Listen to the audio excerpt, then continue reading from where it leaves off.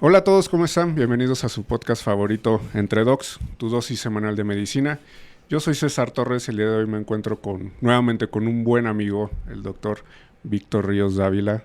Él es urólogo oncólogo con subespecialidad en cirugía robótica. Bienvenido, Víctor. ¿Cómo Hola, andas? hola César, ¿qué tal? Buenas tardes, muchas gracias por invitarme. Pues muy bien, ¿eh? Todo bien.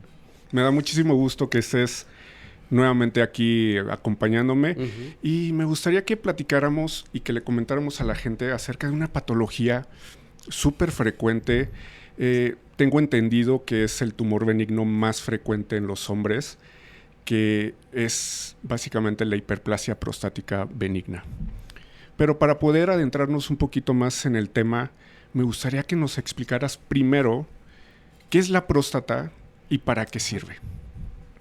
Bueno, mira César, la próstata es una glándula, pero para que, bueno, sea más comprensible, bueno, es una estructura del cuerpo, es una parte del cuerpo que tiene una función que digamos, no es como los ojos para ver, no es como el músculo para moverse, tiene una función básicamente en la cantidad de esperma, en el qué tan líquido, qué tan sólido es, le da consistencia, le da ciertas propiedades para los espermatozoides. Entonces digamos que su función principal es producir un líquido que mejora la composición del esperma. Esa es la función primordial de la próstata al momento. Y bueno, pues también para complementar la próstata, pues es como si fuera, tiene forma como de una pelota. Pero antes de los 40 años, que digamos que es cuando todavía no empieza a crecer, tiene el tamaño pues como de una nuez. Es una, como si fuera una pelotita pequeña, y esa pelotita, digamos que abraza o está alrededor de la uretra, de la manguera o el conducto que es por donde nosotros orinamos. Físicamente, para que la gente, bueno, los Ujú, hombres entiendan, eh, ¿cómo la pueden localizar? O sea, ujú. ¿cerca de qué zona está? Pues mira, está dentro de la pelvis. ¿Ok? Dentro de esta estructura de hueso que le llamamos la pelvis, que es como si fuera un embudo, en donde la base o la parte ancha es arriba y se va haciendo pequeño, pequeño, pequeño como un embudo, y la parte final, que es la parte más estrecha, es la parte de abajo de la pelvis. Bueno, pues la próstata está en la parte más abajo de ese embudo de la pelvis, casi hacia el exterior. Entonces, si nosotros queremos más o menos imaginarnos dónde está la próstata, bueno, pues está justamente frente al recto Ok. y por abajo de la vejiga. Entonces sabemos que la vejiga pues es esa bolsa que tenemos también en la pelvis, donde se va juntando la orina, donde se almacena, para que después nosotros podamos ir al sanitario después de un tiempo y poderla vaciar. Bueno, pues abajo de esa bolsita que es la vejiga es donde tenemos esa pelotita que se llama próstata y que rodea a la uretra. Entonces, tomando en cuenta esta explicación que ya nos acabas de dar, Ujú.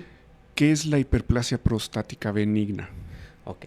Hiperplasia prostática benigna, que también se llega a conocer como hipertrofia. Es una cuestión un poco, bueno, anatómica, histológica de los médicos que dicen, bueno, no hay hipertrofia, es hiperplasia. Se conoce de las dos formas. Incluso hay lugares en donde se conoce más como hipertrofia o hiperplasia. Y bueno, lo vamos a llamar hiperplasia. Es simplemente que el tejido, las células, esa pelotita, empieza a aumentar de tamaño. Algunos los llaman que la próstata se inflama, aunque no es que esté inflamada, porque inflamación es como cuando a ti te dan un golpe, cuando hay una infección y alguna parte del cuerpo se pone rojo, se pone duro, te duele, hasta incluso te puede dar hasta calentura o fiebre si es muy intensa la inflamación, pero en este caso no, esa es una enfermedad que también puede llegar a pasar en la próstata, pero se llama prostatitis, Ok, ese es otro tema. ese es otro tema. La hiperplasia es simplemente que el tejido empieza a crecer. Así como cuando pues nosotros crecemos, la próstata también aumenta de tamaño, de tamaño, de tamaño sin estar inflamada, por eso es que no duele, pero nos da consecuencias a los hombres que si bien no es una enfermedad maligna, no es un cáncer, no es inflamación, pero como es una pelota que está rodeando la manguera por la cual nosotros hacemos pipí, pues obviamente empieza a crecer y empieza a apretar la manguera. Hay quienes le dicen que la empieza a ahorcar, que la empieza a apretar, que la empieza a cerrar. Y entonces, pues nosotros podemos, en un momento dado, al paso de los años, empezar a sentir, pues que ya el chorro de la orina ya no es como antes, ya no es como cuando le abres toda la llave, sino que ya el chorrito empieza a hacerse delgado, empieza a tener ciertos síntomas, no se vacía bien la vejiga, y entonces empiezas a levantarte mucho en la noche, empiezas a sentir como que, oye, no puedo vaciar bien, siento como que me quedó orina todavía, y acabo de ir al sanitario. Entonces, esa digamos que es el principio de por qué a los hombres nos importa tanto o por qué le hacemos tanto caso a la próstata. Al tema de la próstata.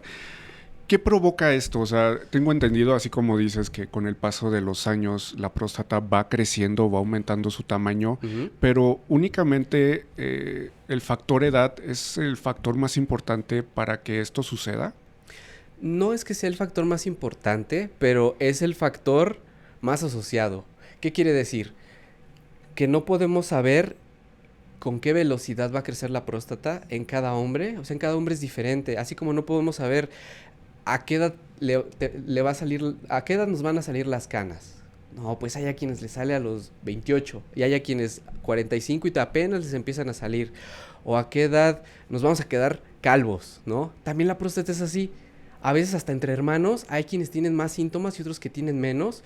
Entonces, uno es el factor personal. Otro, el factor genético, sí se asocia un poco, aunque no de forma absoluta, pero también influye. Y el tercer factor, como tú bien dices, pues es la edad. O sea, sabemos que hay a quienes les crece más rápido, hay a quienes les crece más lento. Yo he visto pacientes de 60 años que tienen próstatas un poquito crecidas y pacientes que a los 50 ya parece una manzana, por ejemplo, en vez de una nuez, creció tan rápido que parece una manzana. Entonces, es difícil estimarlo, pero el paso de los años es el factor que más consistentemente o que más va a influir en una persona para decir, bueno, año con año, yo creo que mi próstata va a seguir creciendo.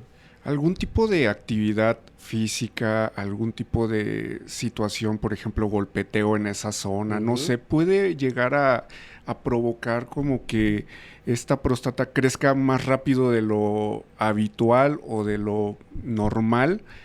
¿O eso es como que una situación que se cree? Porque, por ejemplo, hay mucha gente que hace ciclismo, por ejemplo. Sí. Y justamente por el tema de la silla, las características, el tiempo, no sé si lo hiciste durante muchísimos años, las distancias con las cuales lo hiciste, las características de la silla, por ejemplo, de la bicicleta, puede generar algún tipo de alteración y que pueda llevar a un paciente a que pues ese crecimiento sea mucho más acelerado que el habitual.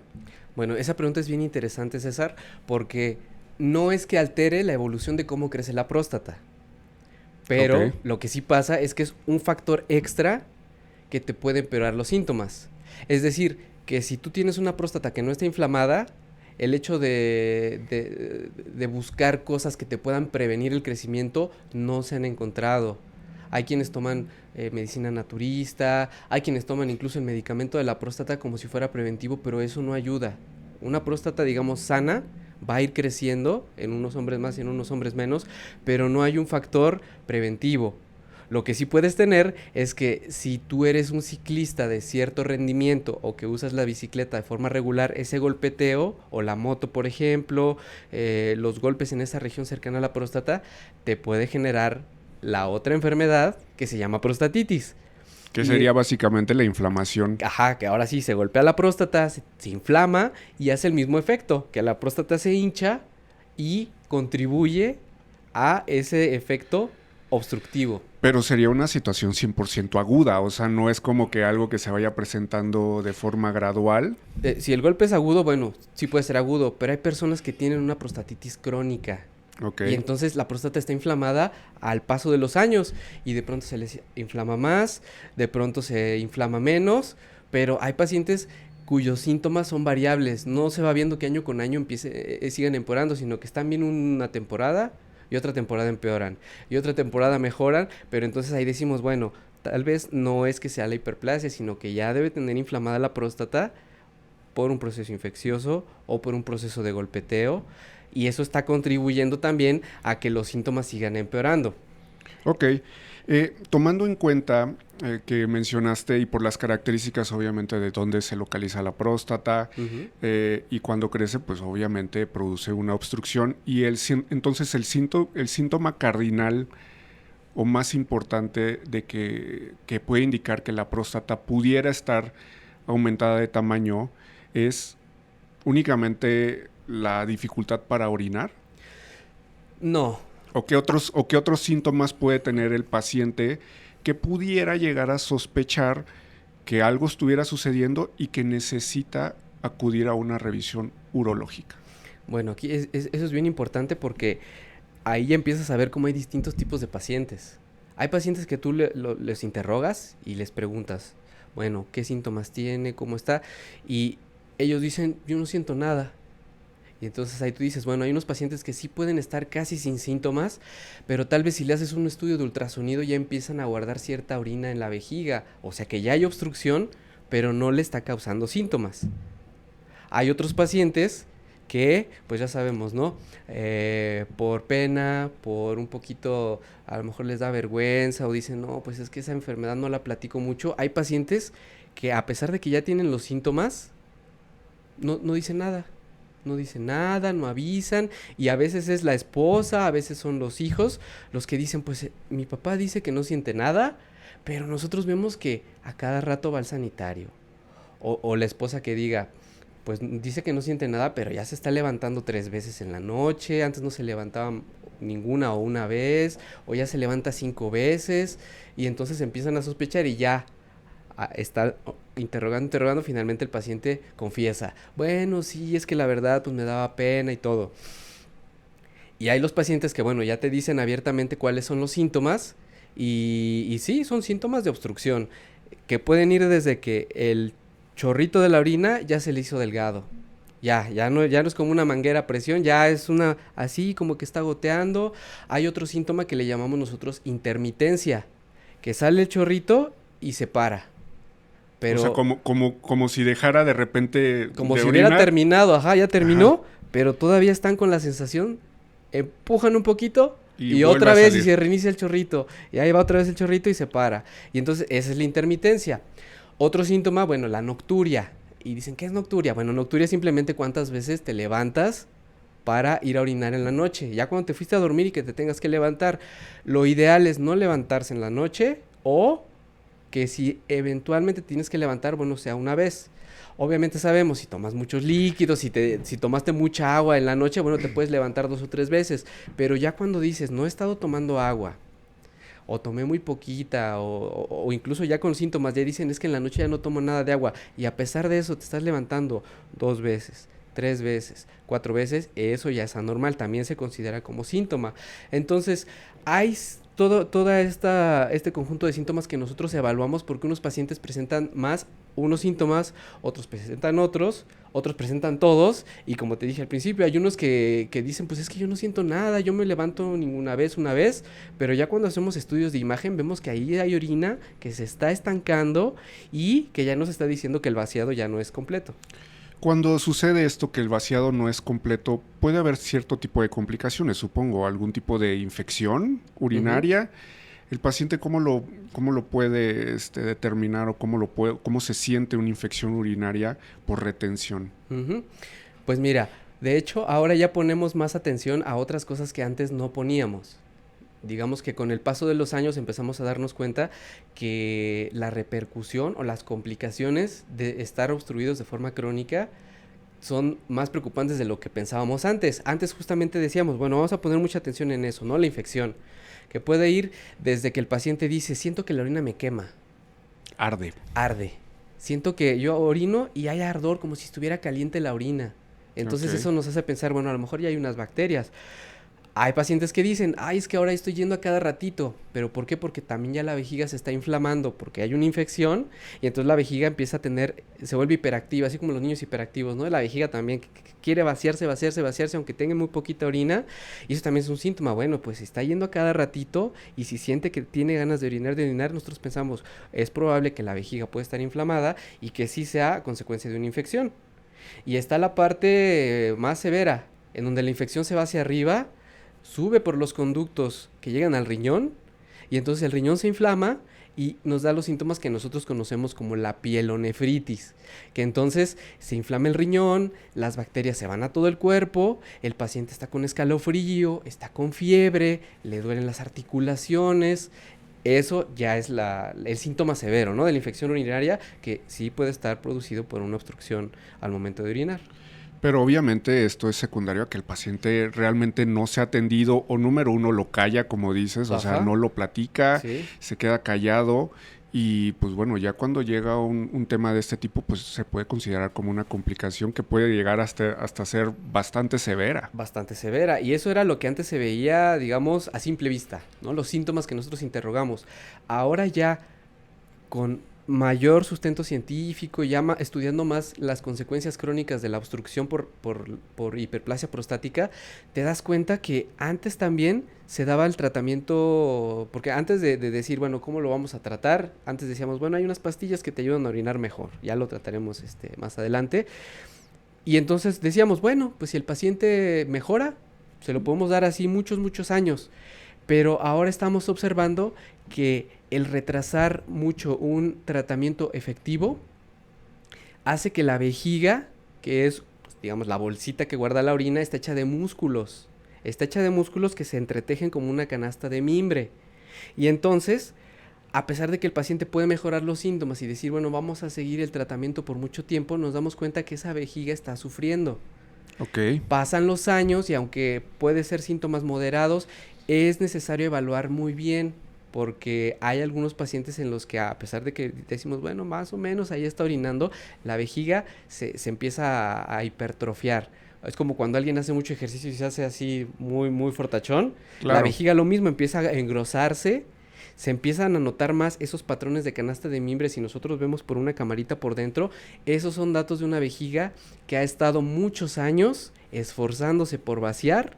Y bueno, eso le llamamos vejiga de esfuerzo. Son datos o son huellas o tatuajes que nosotros en pacientes a los que ya tenemos que operar, observamos y decimos, pues es que esta vejiga ya lleva muchos años esforzándose mucho y que en ocasiones llega un punto en el que le llamamos la vejiga fatigada. Ok. Y que esa vejiga fatigada es una vejiga que aunque ya la destapes después, dices ya, ahora sí lo vamos a operar, porque ya está orinando muy mal. Algunas mejoran, pero hay otras vejigas que se quedan fatigadas. Y como un globo cuando lo inflas mucho y después ya tú ves un globito nuevo y ves un globo que ya estuvo inflado y lo desinflas y lo inflas y lo inflas, que se ve así ya más ancho, más Sí, o sea, aguado. laxo. O sea, ajá, como dices, Ajá, aguado. Ya no aguado. tiene la misma... La misma elasticidad, ya claro. no se ve así. Así le pasa a la vejiga y entonces eso genera que a pesar de que ya le diste un tratamiento, a veces pues ya es un poco tarde, ya no regresa a su forma natural, ya no vacía al 100%, ahora hay retención de orina pero por vejiga fatigada y entonces eso es lo que ahora nos está interesando más, el pensar a ver cómo vamos a evaluar para que los pacientes no lleguen a ese punto. Claro, para tratar de evitar, pues bueno, que podría ser de igual manera una complicación que está fuera del alcance muchas veces ya del urólogo. Sí, sí. Otra pregunta, Víctor, Uh-huh. es ¿a qué edad el paciente debe de empezar a acudir contigo o con cualquier otro urólogo de Uh-huh. forma sistemática para poder hacer este chequeo justamente y determinar si existe o no un crecimiento de la próstata?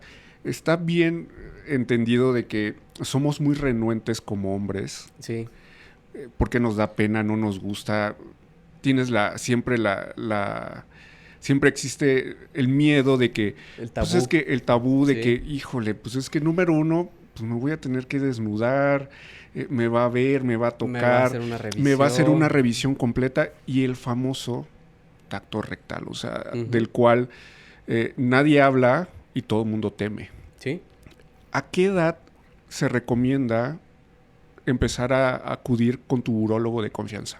Esa pregunta también es sumamente importante, César, porque a veces se llega a pensar, la tecnología ha avanzado tanto o ya tenemos tantos estudios que reemplazan el tacto rectal, que quiere decir que cuando yo vaya al urólogo, incluso hay pacientes que lo exigen y bueno, ante eso Si un paciente exige que no se haga tacto rectal, pues nosotros debemos respetarlo. Pero a veces es que no existe la conciencia completa, la reflexión o la información de decir qué importante es una exploración rectal, una exploración prostática por el urólogo. Nosotros recomendamos que esta revisión y esta visita al urólogo se haga. Ya no es como antes marcan las guías, ¿no? Que si tú te vas a las guías mexicanas te dicen, bueno, a partir de los 40 se hace esto y te piden esto y esto y esto. Y a partir de tal edad tienes que ir para hacer esto y esto y esto. Y el antígeno prostático se hace cada año y entonces tú ves ahí las guías y dices, bueno, es que eso ya, hace mucho tiempo eso ya cambió. Ahora lo que sabemos es que la medicina en general y en este caso la medicina de urología debe ser muy personalizada. La exploración prostática nosotros la vamos a hacer en función de cada paciente. No es tanto por la edad, aunque sí es una referencia. Y no la hacemos principalmente por la hiperplasia prostática, sino porque hay otra enfermedad que es muy diferente, que es el cáncer de próstata y que también es muy frecuente. Y es peligrosísimo. Es muy peligroso porque se encuentra dentro de la primer causa de muerte en México en varones. La primera causa de muerte por cáncer. Ok, eso es un dato súper importante. Viendo cómo van pasando los años y las décadas, hay otras enfermedades que se están controlando, pero el cáncer, tanto en hombres como en mujeres, y en caso de los hombres es cáncer de próstata, y en caso de mujeres es cáncer de mama, sigue aumentando. Y ahora, además de ese aumento, y a diferencia de otros países, nosotros observamos que en México el cáncer de próstata, el 70% del diagnóstico ya se hace en etapas avanzadas. Y nosotros sabemos que no necesariamente es porque haga falta inversión o que por estudios costosos, no, es simplemente porque uno, que el paciente llegue a la consulta y dos, que el paciente acepte que se realice, digamos, ya de inicio una exploración prostática.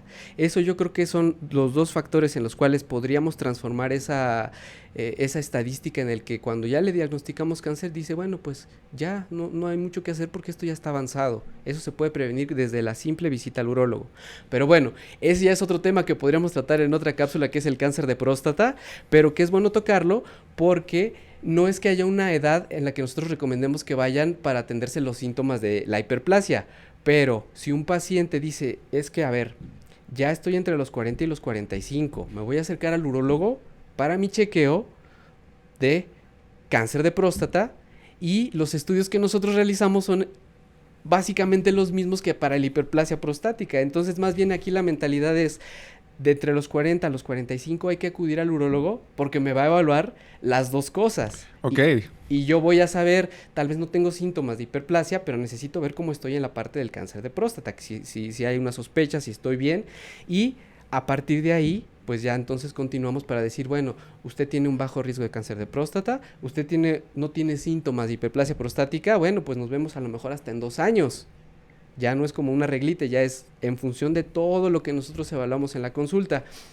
Pero eso obviamente debe de ser determinado por un experto, por un urólogo. No es como que sí. No es como que tú digas, tomes, o sea, por iniciativa propia decir, bueno, es que ya me vio el año pasado, pues yo creo que acabo de escuchar que puede ser hasta cada 2 años. Cada 2 años. Entonces, sí, yo tomo la decisión de, bueno, está bien, voy a ir en 2 años, ¿no? O sea, normalmente esta decisión la tiene que tomar el experto, el urólogo. Sí, entonces, digamos, hay 2 escenarios extremos, ¿no? Falta de síntomas, me siento bien y todo, bueno, pues entre los 40 a los 45. Si hay algún familiar que haya tenido, hombre, cáncer de próstata, o mujer, cáncer de mama, hay que acudir a partir de los 40. Y entonces acude sabiendo que tiene antecedentes de cáncer y que le van a hacer la evaluación del cáncer y vamos al mismo tiempo hacer la evaluación de la hiperplasia prostática. Okay. Ahora, pacientes que no tienen síntomas de hiperplasia prostática y que no tienen ningún familiar, ningún antecedente de cáncer, bueno, pueden empezar a acudir a partir de los 45 años. Y a partir de ahí nosotros hacemos una evaluación y decimos, ¿sabe qué? Usted tiene esto riesgo, esto está así, hay que empezar a tomar ciertas medidas y vernos cada año. O, bueno, usted está muy bien, nos vemos en 2 años. Ok, esos son datos súper importantes y súper útiles para la gente que nos está escuchando, porque pues bueno, siempre existen esas dudas y como mencionas, o sea, puede alguien buscar información en internet y siempre es muy ambiguo lo que puedes llegar a encontrar Sí. y es importante, pues bueno, conocer estos datos. O el clásico meme, ¿no? Que tú dices, a ver, en Google, dolor de cabeza, ¿qué puede ser? Pum, cáncer. Ay, me duele el ojo, ¿qué puede ser? Cáncer. Entonces sí, es mejor acudir con un médico, con un profesional y en este caso pues con un especialista urólogo para que pues te evalúe muy bien y te diga, ok, de aquí partimos y vamos a seguir de esta forma. Ok, Vic, entonces, ¿qué sucede, por ejemplo, cuando te llega un paciente que tiene mucha situación de aprehensión Ujú, en relación a lo que mencionábamos hace un rato del tacto rectal? ¿Cuáles son las herramientas que tú tienes? ujú. Eh, Digo, tomando en cuenta que es parte muy importante hacerlo, pero como dices, hay pacientes que no quieren, Ujú, sí, sí, simplemente, sí. ¿cuáles son las otras herramientas que puedes tener, eh, clínicas, de laboratorio, de Ujú. imagen, con las cuales tú puedes tomar ciertas decisiones en relación al tratamiento? Ok, bueno, ese es un aspecto sumamente importante porque algo que de lo que yo estoy convencido es, una vez que el paciente acude a la consulta, pues empieza ya a quitarse ciertos miedos, porque a veces es como el niño que lo llevan a que se lo vacunen, ¿no? Y al final a lo mejor fue un pellizquito nada más. Eso también pasa. Es importante que el paciente sepa que si él, a pesar de que ya acudió a la consulta, no está de acuerdo en que se le haga una exploración prostática, no la vamos a hacer, no es obligatorio, eso es 100% decisión del paciente. Entonces, es esa parte de que el paciente se convenza, tengo que ir a visitar al urólogo, la más importante, porque ya de que nos visitan, una vez que hablamos acerca de las ventajas, acerca de lo importante que es hacer exploración, casi todos los pacientes aceptan. Ok. Y de hecho muchos de ellos dicen, pues ahora estoy consciente de la importancia y de que yo pensaba que iba a ser muy doloroso, que iba a ser muy vergonzoso, y ya después dicen, pues está, No estuvo tan, o sea, como no que es no tan estuvo, vergonzoso, no, es una situación muy privada, que se respeta mucho, muy profesional, ok. y finalmente ese es lo que nos da todo el campo para lo que me acabas de preguntar, pero yo lo quiero enfatizar porque es ese dar el paso, voy a ver al urólogo para que me guíe, para que me explique y me informe bien de cómo vamos a seguir. Porque ya sabiendo que el resto de los estudios no reemplazan la visita al urólogo y no reemplazan la exploración prostática, eso es lo que tenemos que saber para nosotros estar conscientes de que ya avanzamos kilómetros. Ok. Ahora sí ya entramos. ¿Cuáles son los estudios que siguen? El estudio que sigue normalmente, bueno, es un ultrasonido en donde nosotros evaluamos la vejiga, la próstata y que al paciente se le pide que tome agua o que llegue con ciertas ganas de orinar para que nosotros y nuestros colegas radiólogos, que son los que más se encargan de hacer ese estudio, revisan la vejiga llena o casi llena, digamos un 70% para que el paciente tampoco esté con tanta angustia, ¿no? Y tanta molestia. Claro. ¿Cómo está la vejiga cuando se está llenando? Después se le pide que acuda al sanitario que vacíe la vejiga y cuánta orina queda después de que el paciente va. Ok. Eso es la evaluación de la vejiga con ultrasonido y además revisamos la próstata. Vemos cuál es su forma, si es que ya está creciendo, hacia dónde está creciendo. Se puede crecer hacia afuera, puede estar apretando o incluso se empieza a meter a la vejiga. Todo eso también se evalúa. ¿Qué tamaño tiene? ¿Cuánto estimamos que pesa la próstata? Porque como te digo, antes de los 40, casi todos, pues tenemos una próstata que puede ir de los 10 gramos, 15 gramos, vamos a hacerlo en gramos, ¿no? Que es como se ve y más o menos una persona piensa, bueno, el tamaño de la nuez va a estar como en 10 o 15 gramos, pero ya a partir de los 40 o 45, te haces el ultrasonido y te dice, tu próstata está en 20 gramos. Ah, bueno, pues creció un poquito. Tu próstata está en 40 gramos, oye, pues ya está grande, ¿no? A partir de 60 gramos ya consideramos que son próstatas muy grandes. Ok. Muy grandes. Y dice, ¿y qué tanto puede crecer una próstata? Bueno, es que la próstata no hay un límite. Hemos encontrado que ya son cosas muy raras, ¿no? Pero hemos encontrado pacientes que su próstata les ha crecido más de 100 gramos, más de 150 gramos. Por eso te digo que hay próstatas que ya llegan al tamaño de una manzana y ya es un crecimiento sin control. Eso es bien raro. Pero para eso nos sirve el ultrasonido, para saber de qué tamaño está, cuál es su Ok. forma, si se ven algunas imágenes como de inflamación, si se ve normal, eso nos sirve. Y finalmente no es un estudio para hiperplasia, pero como te mencioné, nosotros en la visita evaluamos hiperplasia y evaluamos el riesgo de cáncer. Pedimos un estudio de sangre que se llama antígeno prostático específico para que como complemento podamos nosotros tener un punto de referencia inicial para saber qué riesgo tiene esa persona de tener cáncer de próstata o de desarrollarlo a lo largo de los años. Eso es lo inicial. ¿El tamaño de la próstata determina la gravedad de los síntomas normalmente? Normalmente sí, pero no es raro encontrar pacientes con próstatas muy grandes y con síntomas moderados o no tan graves. Y pacientes que tú dices, bueno, pues si apenas está creciendo, llevamos 20 gramos, 30 gramos, no está tan grande la próstata y el paciente dice, ya no puedo con los síntomas. Nosotros nos ponemos a pensar y han hecho evaluaciones y depende mucho también la anatomía de cada persona. El crecimiento de la próstata es muy asimétrico. A veces crece mucho del lado derecho y crece poquito del lado izquierdo. A veces crece de los dos lados, a veces crece hacia arriba, a veces crece hacia abajo. Esa diferencia entre cada persona de cómo está creciendo a veces crece hacia la vejiga, a veces crece hacia el otro lado que le llamamos el ápex.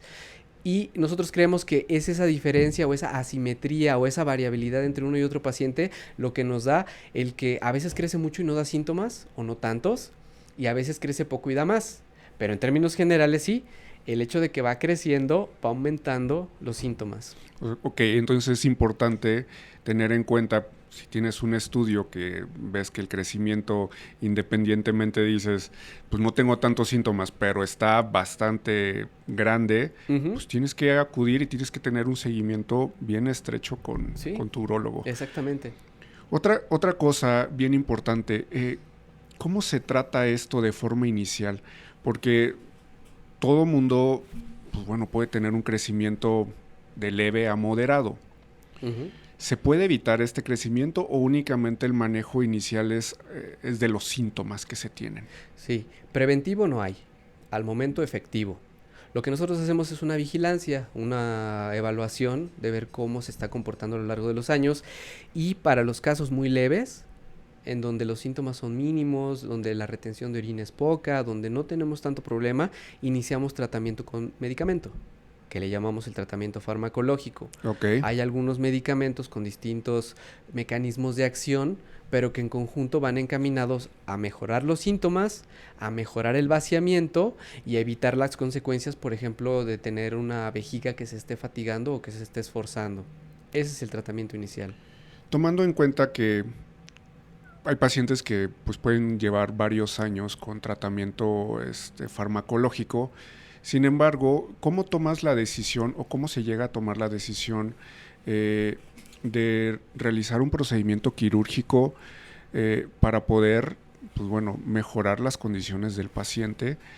Y pues bueno, ¿cuál es este tipo de procedimiento quirúrgico para que la gente lo conozca? Ok, bueno, esta decisión de se tiene o no que operar a un paciente va encaminado a estos cambios en la forma en la que hacemos medicina, igual en otras especialidades, que antes dependíamos más de las guías, o vamos a decir de los parámetros o de las cifras o de las reglitas, ¿no? Sí, Antes o sea, a lo mejor decir, bueno, después de cierta cantidad de gramos hay que hay que operarla. operarla. O decir, una vez que el paciente ya no puede orinar y le tenemos que poner sonda, esa es una indicación. Y todavía hay esas indicaciones que digamos son las indicaciones evidentes o las indicaciones que dices absoluto. Pero ahora ya estamos desarrollando pues una forma con mayor criterio. Y de hecho es por eso lo difícil, ¿no? De lanzar unas guías que te digan estos sí y estos no, porque todavía sigue dependiendo mucho del criterio de cada médico. Y es de esa entrevista en donde dices, a ver, voy a evaluar bien cuántas veces se levanta en la noche, qué tanto le está molestando, qué tanto el paciente afecta su calidad de vida, qué tanto el paciente dice es que yo ya no quiero o los síntomas que me dan no me molestan tanto, si ha tenido infecciones, todos esos criterios en conjunto, nosotros evaluando cada uno de ellos y platicando con el paciente, con lo que él espera, con lo que a veces acude porque dice, es que yo vengo porque sí quiero que me opere, doctor, ya no aguanto. O sea, yo vengo a que me opere. Ok, vamos a hacer la evaluación y si los criterios se cumplen, que muchas veces sí, porque un paciente cuando te dice es que ya no puedo, es porque sí hay muchas cosas que ya son evidentes. Es el criterio del urólogo el que nos va a decir, este paciente sí hay que operarlo, este paciente no hay que operarlo. ¿En qué consiste el procedimiento de la resección endoscópica de la próstata? De la resección endoscópica de la próstata. ¿En qué consiste? O sea, porque, pues bueno, la gente se puede imaginar cualquier cosa, pero pues explícales un poco en relación a cómo se realiza propiamente este procedimiento. Ok, bueno, pues aquí me gustaría hacer un paréntesis pues para también aclarar que hay varias cirugías o varios procedimientos que nosotros hacemos, digamos, son varios, dependiendo también de cada paciente, del tamaño, de a lo mejor también de los antecedentes del paciente. Hay la cirugía laparoscópica, que es con camaritas, ¿no? La que dices, entras con camaritas y operas. Hay otra que es la cirugía endoscópica, que es por la uretra. Nosotros introducimos una cámara en miniatura para observar y además para tratar. Entonces, hay muchos tratamientos que se dan de cirugías, y las cirugías mínimamente invasivas o las cirugías en donde no hacemos incisiones, solamente introducimos cámaras sin necesidad de hacer nosotros cortes o abrir, se puede operar al paciente. Eso es la resección endoscópica de próstata. Se basa fundamentalmente en que nosotros introducimos un instrumento para observar, que es la cámara, y también introducimos un instrumento que es para quitar el centro de la próstata. Nosotros nos gusta decir que es como si fuera una fruta que tiene la cáscara y tiene la pulpa, para sacar la pulpa de adentro, que es la que está ahorcando, la que está apretando. Entonces, a nosotros al meter la cámara, metemos el instrumental, sacamos la pulpa de adentro, se genera un túnel más amplio que no esté apretando, y ese es el fundamento de la resección endoscópica de próstata. ¿El procedimiento más o menos cuánto tarda? ¿O es un procedimiento largo? La gente siempre te ha de preguntar ese tipo de cosas. Bueno, así como tú bien sabrás, en la ortopedia, también en la urología, bueno, no hay una regla de oro, no hay una cosa pero un 100%. Pero un aproximado es un procedimiento rápido, es un procedimiento ambulatorio, se tiene que quedar el paciente hospitalizado. Hay muchas situaciones en las cuales pues, el paciente tiene dudas y pues bueno, esta podría ser una buena forma de quitar o aclarar un poquito ese panorama. Ese panorama, sí. Es un procedimiento, vamos a decir, en términos promedio, de 1 hora. Ok, promedio. Estamos hablando de promedio. No nos vamos a ir a los extremos. Sí, o sea, no nos vamos a ir a la próstata a la próstata pequeña, de 30 o 40 gramos. Okay. O a la próstata de más de 100 gramos, ¿no? Por ejemplo, tal vez una próstata mediana, que vamos a decir, ¿a qué le llamamos mediano? Bueno, mediano podría ser entre 40 y 60 gramos, para ponerlo como en números. Entre 40 y 60 gramos, en promedio, pues es una cirugía de 1 hora. El paciente, bueno, no hacemos heridas, sino que introducimos cámaras y el instrumental. Entonces, la recuperación del paciente es rápida. En general, en promedio, la hospitalización es de 1 noche. Y digamos, si el día 1 operamos al paciente, el paciente pasa la noche en el hospital y al día siguiente es el periodo de observación, de ver cómo se está recuperando, y si todo va bien, casi siempre el alta es al día siguiente. ¿Cuáles son los cuidados que debe tener un paciente posoperado de una resección endoscópica de la próstata? Los cuidados generales que son propios de muchos tipos de cirugías son los que ya conocemos y muy lógicos, ¿no? No hacer esfuerzos. Hay pacientes que incluso piensan que deben estar en un reposo en cama absoluto y no se levantan y no se mueven, están inmóviles. Eso también vemos que no es saludable, porque se generan trombos en las piernas, a lo mejor se les acumulan las secreciones en los pulmones. Entonces nosotros decimos, tiene que estar activo, pero no tiene que hacer esfuerzo. ¿Qué quiere decir? Que una vez que damos de alta al paciente de una cirugía de este tipo, podemos decir, ok, usted puede viajar distancias cortas en auto, pero no vaya a manejar.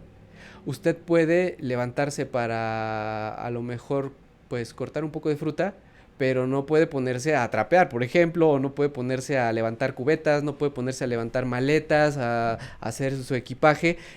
Son cosas, bueno, bastante lógicas, ¿no?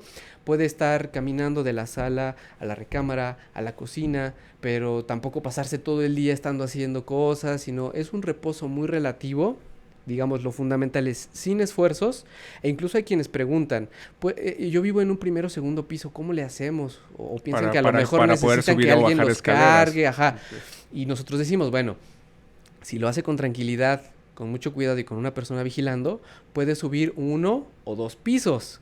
El primer día que se va de alta el paciente, ese mismo día puede subir 1 o 2 pisos, pero hágalo, tómese su tiempo, escalón por escalón, lo puede hacer, porque no es un esfuerzo tan grande, pero no vaya a querer subir las escaleras a prisa o no vaya a querer subir y bajar, subir y bajar. ¿Es un procedimiento doloroso o los pacientes lo refieren como un procedimiento doloroso? Eso también nos sorprende mucho porque las cirugías de próstata, el dolor es mínimo. Incluso hasta para cirugías donde hacemos cirugías para cáncer, en donde la cirugía es más grande, el dolor es mínimo. Lo que sí hay es molestia, porque después de la cirugía dejamos una sonda, que puede estar la sonda 2 días, puede estar 4 días, puede estar una semana. Eso es muy variable dependiendo de cómo fue la cirugía, de los resultados, pero en general es menos de 5 días. La sonda se queda casi siempre 3 o 4 días. Y en esta cirugía de próstata para algo benigno, sí son 3 días, 5 días de que se mantiene la sonda. Y eso es lo que da molestia.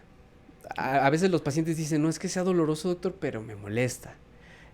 Damos nosotros tratamiento analgésico, que casi siempre es el simple paracetamol, ¿eh? Lo asociamos nosotros el paracetamol con algún medicamento que conocemos como AINE, que conocemos puede ser ibuprofeno, puede ser diclofenaco, y con esos 2 medicamentos el paciente está bastante bien. ¿Algún tipo de complicación que exista cuando se realiza este tipo de procedimientos o que has visto, digo, o qué podría suceder, o sea, en el peor escenario que puede llegar a pasar?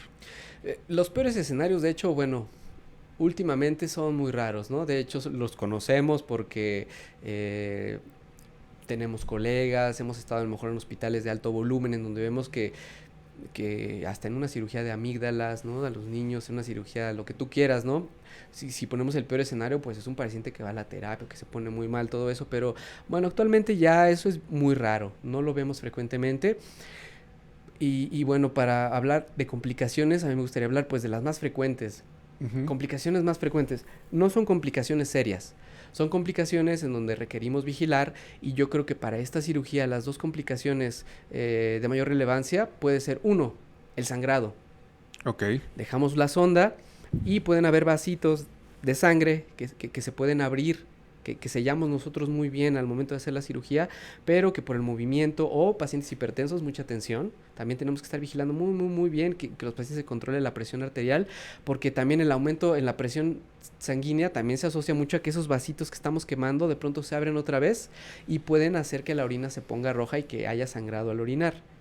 Obviamente la mayoría de los pacientes es un sangrado transitorio, es un sangrado temporal, leve, y que nosotros decimos, bueno, tome mucho líquido, vamos a estarlo observando, y los primeros 2 días son en donde nosotros vigilamos para ver que eso se aclare y que la orina otra vez salga limpia y que no tengamos que hacer ninguna otra cosa extra. Ese es uno de los más importantes. El otro es la infección urinaria. Okay. Nosotros tenemos que cuidar muy bien. E incluso también es importante mencionar que la seguridad de hacer un procedimiento con esterilidad, con limpieza, con todas las medidas, nos ha llevado a que incluso antes a todos los pacientes dábamos antibiótico. Ahora ya vemos que no todos los pacientes requieren un antibiótico de mantenimiento. A lo mejor damos la dosis de antibiótico para el momento de estar operando, pero hemos visto que con mucha seguridad el 80% de los pacientes que se operan y que son bien evaluados no necesitan antibiótico, pero tenemos que vigilar que aquellos que empiezan con un dato de infección, iniciamos antibiótico. Es ese punto en el cual nosotros sabemos que el paciente va a estar apegado a nosotros, no va apegado físicamente, pero sí de que sabemos que hay comunicación entre el médico y el paciente, que quienes lo están cuidando están vigilando que no tenga fiebre, que no tenga esa sensación de quemazón, de ardor al orinar o que la orina empieza a oler un poco mal. Nosotros al estar seguros de que hay buena relación entre el médico, los familiares y el paciente, estamos muy seguros de la mayoría no damos antibiótico, pero ante cualquier signo que nos pueda indicar una infección urinaria, hay que iniciar un buen antibiótico. Okay. Esas son las complicaciones que más frecuentemente vemos en este procedimiento. No son tan frecuentes, es fácil identificarlos y el tratamiento normalmente es efectivo. Pues como dices, en general es una cirugía bastante segura, Sí. bastante pues benévola para el paciente en general. Y que cuando el paciente ve el antes, que o sea, a veces se empiezan a acostumbrar a no orinar muy bien y Y ya piensan que cuando, eso, y ya cuando llega la operación y ven cómo orina, dicen, no, pues ya no me acordaba cómo era orinar bien. o por qué no lo hice antes. Ajá, y eso vemos. La cirugía para la hiperplasia es una cirugía que mejora mucho la calidad del paciente. Pues ahí está, mira, es una información súper importante y que bueno, pues bueno, tener esa información de primera mano de alguien que es experto en el tema. ¿Algo más que quieras agregar, Víctor? Algo más que quiera agregar, pues como siempre, lo que a mí yo considero que es lo más importante, hay que estar siempre pensando en la prevención. Hay que acudir con el médico de cabecera, que a veces ya en estos tiempos ya modernos olvidamos, ¿no? Un buen médico general que nos evalúe bien, que haya ese enlace con los especialistas en función de lo que se necesite. Y sobre todo eso, si ya estamos entre los 40 y los 45, bueno, hay que visitar al urólogo. Para mí, más que dar mensajes de cómo vamos a curar, cómo vamos a tratar, cómo vamos a hacernos cargo de esta enfermedad, lo más importante es eso, cómo la vamos a prevenir, cómo la vamos a evaluar, cómo vamos a estar con cierta seguridad de que estamos bien. Ok, bueno, pues ese es el mensaje de nuestro experto el día de hoy, Víctor Ríos Dávila. ¿Dónde te podemos encontrar, Víctor? ¿Dónde me pueden encontrar? Bueno, pues estamos aquí juntos, ¿no? En el Hospital Ángeles del Pedregal. Con mucho gusto, bueno, pues aquí estamos para lo que se llegue a ofrecer en la Ciudad de México. Y bueno, pues yo soy el doctor Víctor Ríos Dávila. Y bueno, en redes sociales también, en Google si me buscan, bueno, también ahí aparece y toda la información que quieran, pues la pueden tener en el consultorio, en los datos de contacto en cualquiera de las redes sociales o en mi página de internet. Pues muchísimas gracias, Víctor, por aceptar mi invitación. Y yo creo que no va a ser, obviamente, la última vez. Es un gusto tenerte aquí nuevamente. Sí. Y pues bueno, a todos ustedes que se tomaron el tiempo de escuchar y ver este episodio de tu podcast Entre Docs, pues bueno, les damos las gracias por la paciencia de llegar hasta este punto. Y pues bueno, nos pueden seguir en redes sociales, en YouTube. Pueden escuchar el podcast en alguna plataforma de streaming como puede ser Spotify, Google Podcasts, Apple Podcasts y Anchor. Pues bueno, un gustazo nuevamente. Que te sea leve, que les sea leve a todos. Cuídense. Sale, bye.